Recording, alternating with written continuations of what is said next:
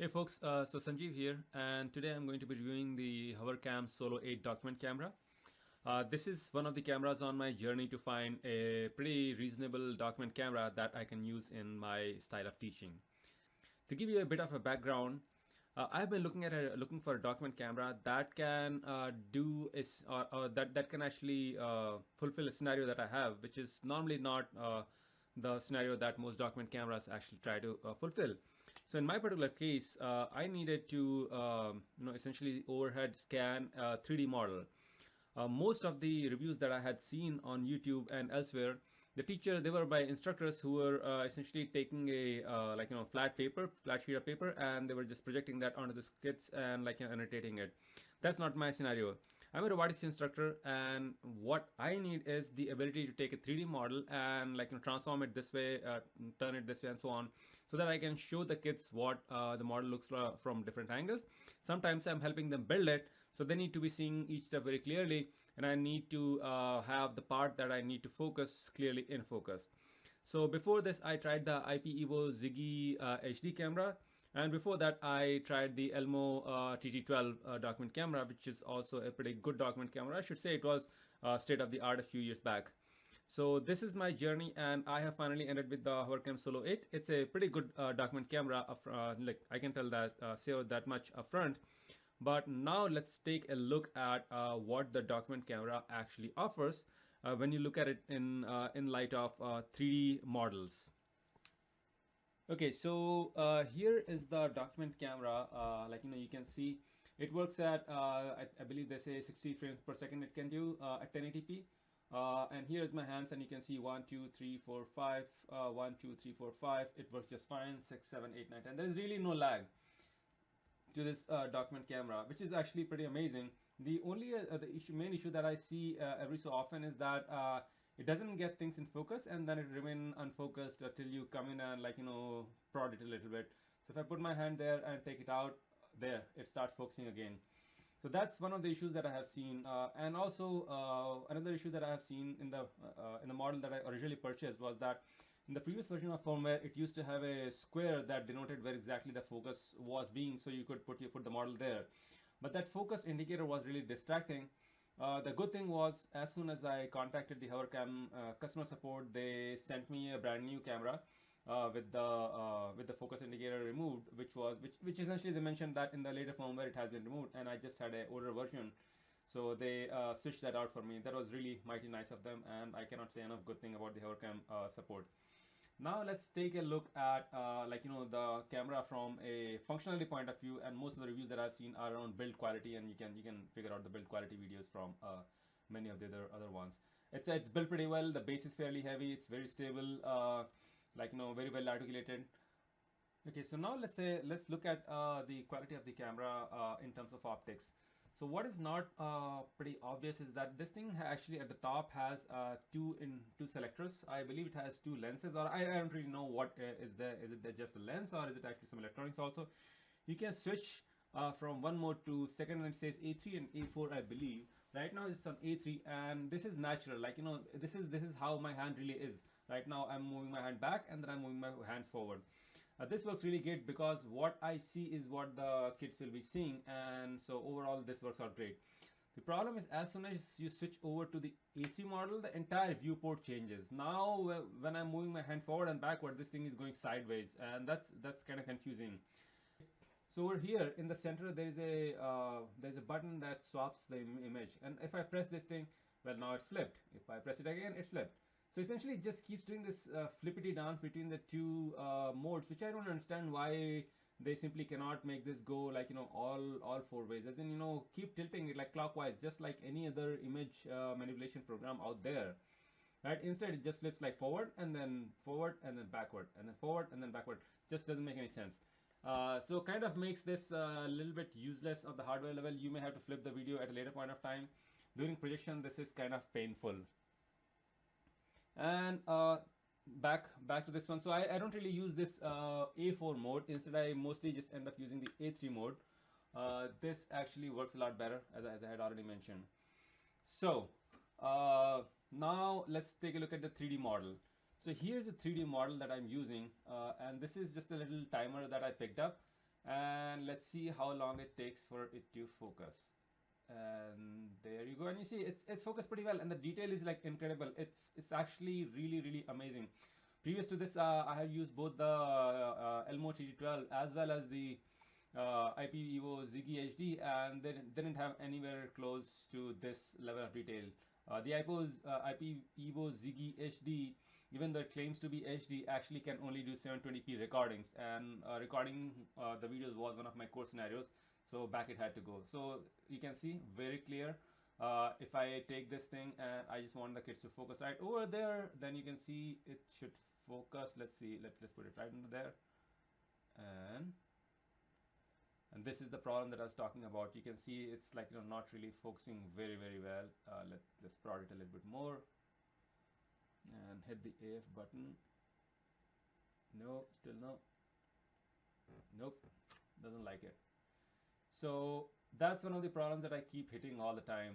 Like, if I have a 3D model and I'm trying to focus well, it's focusing on the mat below instead of focusing on this thing, which I really want to. So you have to basically cover a pretty reasonable amount of the lens before it will focus on this thing.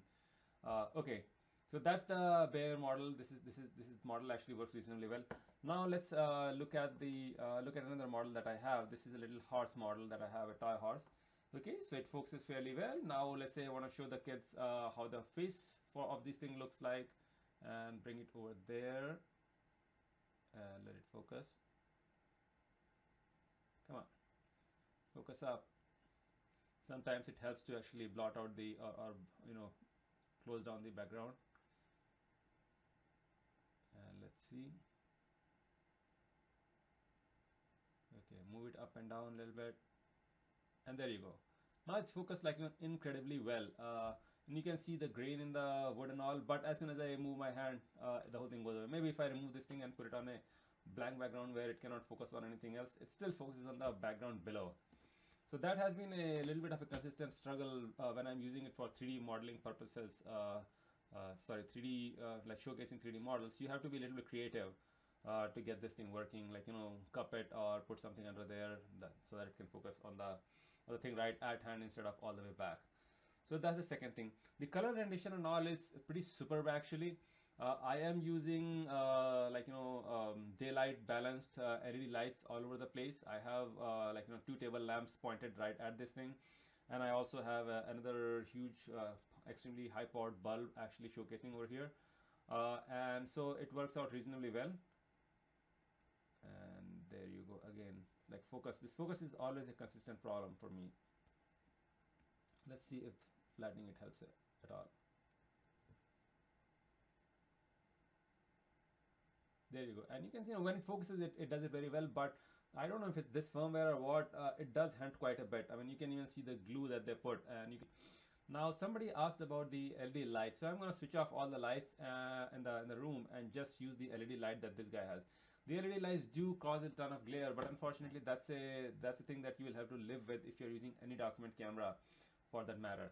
So first light switch off, second light switch off, and let's try and switch off the third light.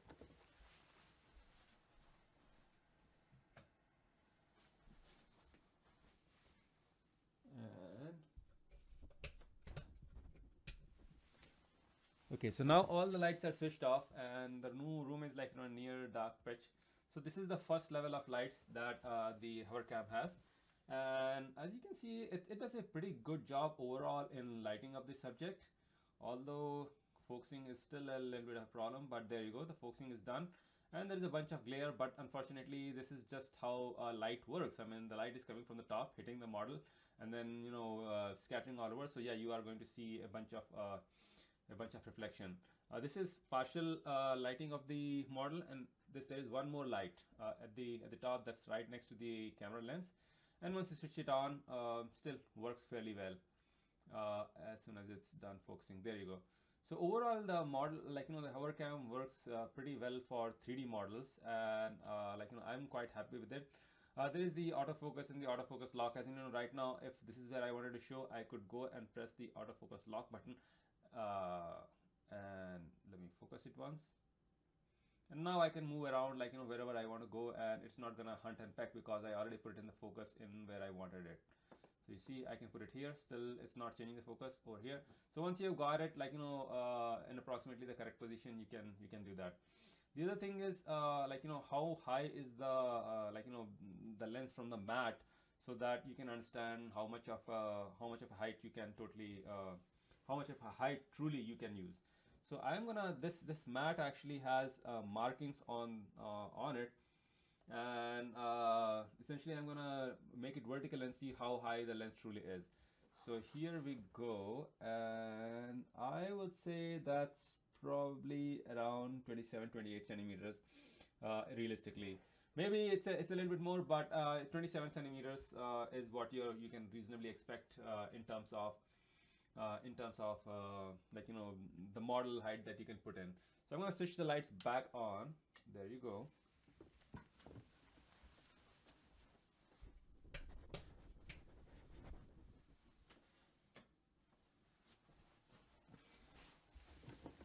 And with the lights on, I'm going to switch off the lights in the Hovercam, and there you go. So that's what and I'm going to release the AF lock as well. So now it can hunt and peck a little bit again, and lock. So that's there. Now, how much of resolution it truly has? Well, on the mat, you can see right over there. Let me see. There you go.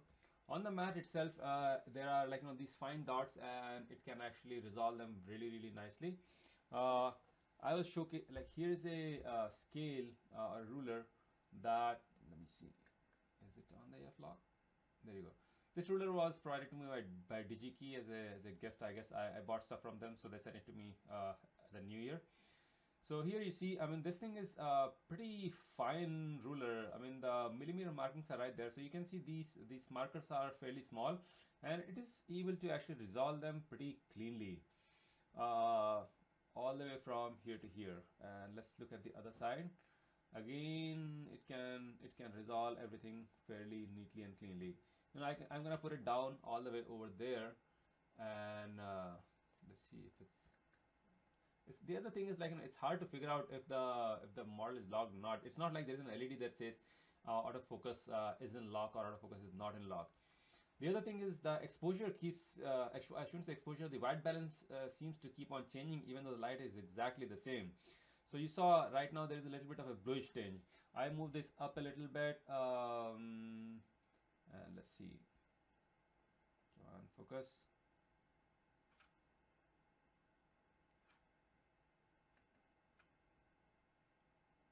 And there you go. It focuses pretty cleanly. And when we move it over there, the light seems fine. This color looks different, and now this color looks different. So I mean, essentially the white balance keeps on changing. If the camera is in the auto white balance mode, then it just keeps on inferring, and it's just kind of silly. I can go in the software and make it so that it's fixed on one single white balance, but it's a pain to actually do that again and again. Here is a book, and the document camera being used in the way that these guys actually decided. And you can see again the hunting and focusing of this thing is again a problem. Move it a little bit. Okay, come on, focus. Okay, now it's in focus. So over there's a page, very clean, very clean image over here. I'm gonna move this. Let's say if I want to showcase this illustration to kids, there you go. Very nice. You can even see the little tiny, the tiny little printing artifacts that there are, like this grid over here. You can see the grid, like this black and white grid inside the filled-in area. So that way it works really great. And this is not even yet at the full zoom level, right? I mean, there are buttons at on top of the Hovercam, and if I press once, it's zoomed in. Another time, and it's zoomed in. Another time, another one, another, and that's about all it will zoom. But you can see the quality of the document actually remains same. So maybe for document it works really great. Let's see if zoomed in it works any better on the 3D models. So back to our little horse over here. So focus, and it zoomed in pretty well. I mean, and again you can see the grain, you can even see the fur over here, right? And again it lost the focus. which way. This is where the focus in should really be. I mean, right now I'm right, almost right under the lens. You know, the lens is right over there, and so it's kind of not so clean as to where exactly should I place the mat. No, sorry, the models. So back to the little horsey, it focuses, it showcases, and this is the max resolution. And if I start zooming out there once, twice, thrice, 4 times, 5, and this part I just don't understand. Like, it's right on the ground, nothing is in focus right now. Come on, focus. There you go. Now it's in focus. So you have to keep up with it. I guess a little bit painful, but let's see. And that's my review. I mean, I think overall, for the money, it's an amazing document camera. It works really well. It works full. I guess you can do a 1080p recording with 30 frames per second, and it has amazing color. Amazing color reproducibility. It has amazing detail on pretty much anything that you can project under it.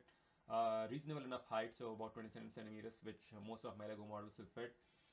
It has LEDs that produce a very nice white light, although a little bit harsh. Unfortunately, that's just how all document cameras will be. I don't think anyone can really solve that problem. So good color rendition under those lights, plenty enough light even in a pitch dark room, and yeah, good base, amazing build. I just wish the a newer firmware update takes care of the focusing, so that it doesn't hunt and peck so much. Again, you can see even while I'm speaking, the hunting and pecking actually went through, and again this thing is out of focus. So essentially, a lot of put things in focus, and then there you go. So this is what I was saying. Actually, right now the model is right under the camera lens, so it occupies almost like a bottom, the bottom third portion of the camera view, and the top portion is actually not there. And this is the mode that I want to use, which is the A4 mode. So a little bit painful. Anyway, overall, right now I'm not sure there are that many models. At least I couldn't get an Elmo to test because I'm spending my own money to try and purchase a camera. So anyway, that's what it is. Hope this helps.